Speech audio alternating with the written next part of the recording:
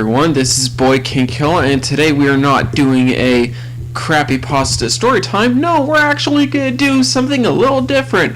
I'm going to talk to you all about something that happened in 2010, 2013. Hold up. No, it was July 20, the 20th of July in 2012. Those of you that remember, in 2012, on the 20th of July, there was a shooting in Aurora, Colorado, and where one guy, a Mr. James Eagan Holmes, went into a movie theater that was showing one of the Batman films and killed quite a few people and injured quite a lot. About 2 hours ago,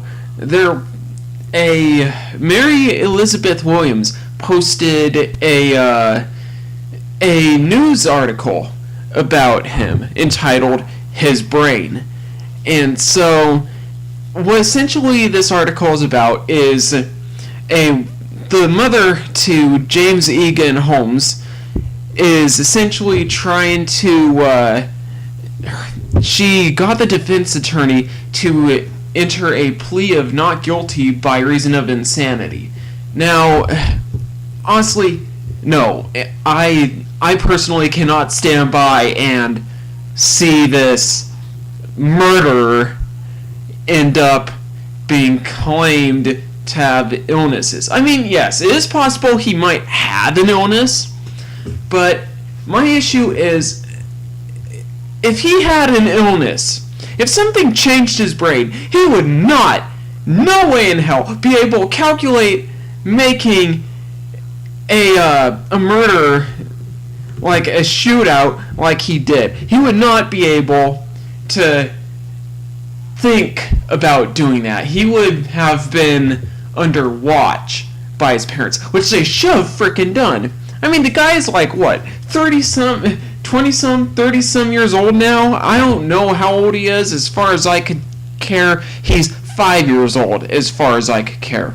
But essentially what happened is, alright, let me read you, I'm going to read a little something out of the article. A few things out of the article, actually.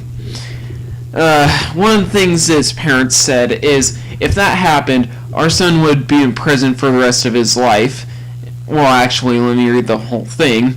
Last December, his parents expressed the hope for a speedy trial and guilty plea in exchange for life in prison. The parents said, if that happened, our son would be in prison for the rest of his life. No shit, really? Life in prison? Yeah, you know, they're just gonna give him a slap on the wrist and give him a 2-year stay. No, for what he did, he deserves to be in prison for the rest of his life. I don't even care if he does have a mental illnesses. It's not right for him to be able to get...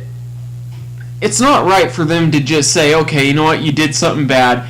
Here's a warning, you're staying in prison for a year, and then you're out and able to kill again. No, because if they don't put him in prison for the rest of his life, he will kill again. I know about this kind of thing, you guys. It's just ridiculous. They should lock him up and throw away the goddamn key as far as I care. What he did was a horrible event. It was horrid, it was nasty, it was horrid, evil.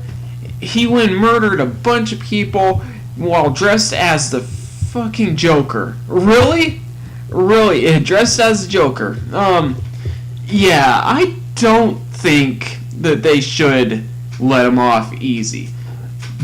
Let's see. The mother to James Eagan Holmes has written a book and published it called When the Focus Shifts, the Prayer Book of Arlene Holmes, 2013-2014. Yeah, no. I'm suggesting this to you guys right now. No, do not buy it. And here's a little quip from it. In it, she writes, people think he is a monster, but he has a disease that changed his brain. Really, what disease was that? It certainly wasn't Asperger's, sorry about that, or ADHD, or even OCD, or anything like that. He doesn't have Alzheimer's, that's for damn sure. She prays for her son's prosecutor, saying, "I don't know why you want to pursue the death penalty for my mentally ill young man." Let's see. I could think of a few things right now. One, he ended up injuring over 72 people. Two, he killed a lot of people in that theater. There's no reason he should be allowed to walk free. And she claims that this book is being published to raise awareness for the immorality of the death penalty. Severely mentally ill people need treatment, not execution. Lady, you obviously do not know what the hell you're saying. They have things called special education. I should know because I was in it at one point. And I'm not going to say that he's retarded or anything. No, because what he is, he's a deranged psychopathic freak of nature who needs to be put in jail. He does not need to walk free. If you think your son needs to walk free, no, he doesn't. He's a horrible person for what he did. And really, I hope that the prosecution does put him away, as well as the jury. I'm sick of it. I'm sick of seeing all this bullcrap. I just want them to be done with it, and I want to see him locked behind bars. This is not someone that should be allowed to walk free and kill again. Let's see. Oh, and here's some stuff from the article as well. He underwent some abrupt personality changes prior to the Aurora shooting. He dropped out of his neuroscience PhD program just a month before the shooting. His defenses claimed that he had been recently under psychiatric care. In early 2012, he sent a text to a fellow student asking if she had ever heard of dysphoric mania, a severe form of bipolar disorder. No, he does not have that. I am sorry. If he has it, then oh well. Honestly, he should have thought things out before he did what he did. He also told his fellow student to stay away from him because he is bad news. Yeah, I'll say, look at what he did. Let's skip over that for now. Well, essentially, now here's something from when this was posted on Yahoo, or when something along about this was posted to Yahoo Mail just last week about the news.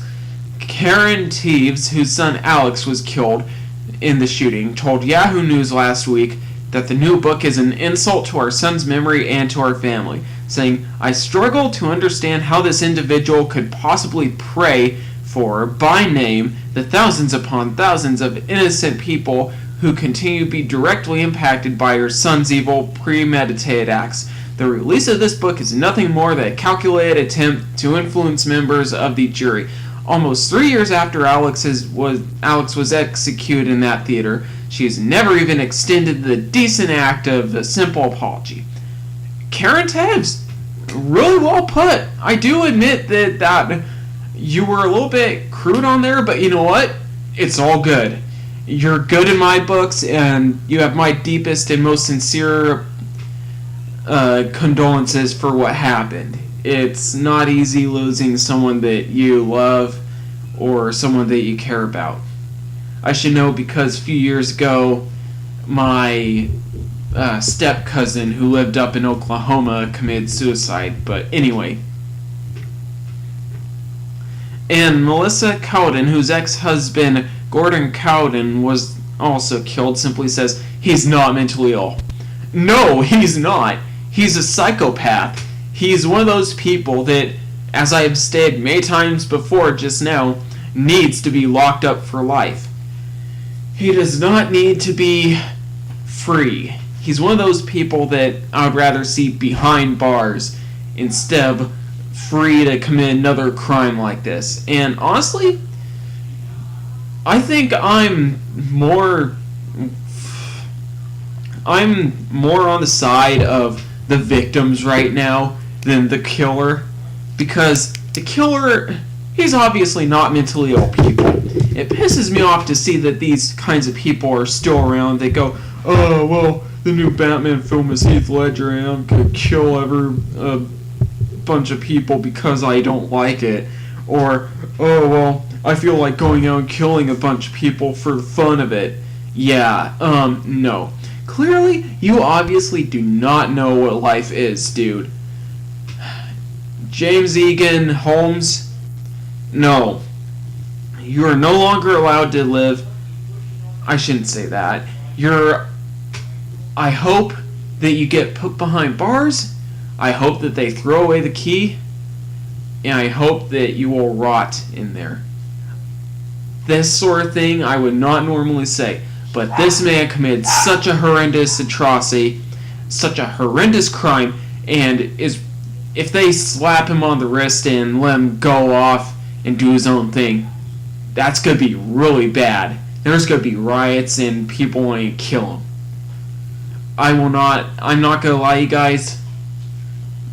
It's ridiculous to see that the mother is trying to play the mentally ill card with her son. I understand wanting to keep her son safe and all that, but the son should have thought twice before he did what he did. It's not cool what he did. It was really wrong, and I honest to God hope that the jury and prosecution and judge make the right decision. Because otherwise, if they let him walk free, there's going to be more hell to pay than Hellraiser.